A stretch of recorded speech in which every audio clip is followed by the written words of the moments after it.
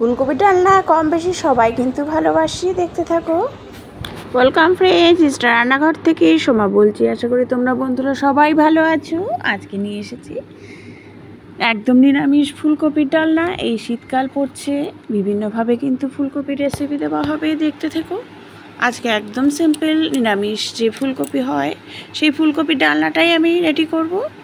প্রথমে ফুলকপি আর আলুটা কেটে নিয়েছি ডুমো ডুমো করে, তারপরে কিন্তু আমি তেলের মধ্যে ফোড়ন দেওয়ার পরে একটু ভেজে নিচ্ছি।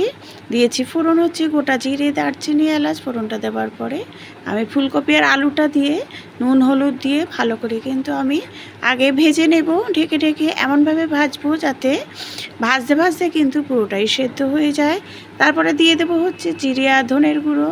জিরে আর ধনের গুঁড়োটাও কিন্তু এই ফুলকপি আলুর সাথে একটু হালকা করে ভেজে নেব। জিরে ধনের গুঁড়ো একটু ভেজে নিলে কিন্তু ডালনার খেতে কিন্তু খুবই ভালো লাগে। সেই জন্য আমি হালকা করে আগে ভেজে নিলাম, একদম শুকনোভাবেই, এখনও জল কিন্তু নেই একদমই। আর তারপরে দিয়ে দিলাম একটু আদা থেতো করে দিয়েছি, আর একটু কাঁচা লঙ্কা, ব্যাস।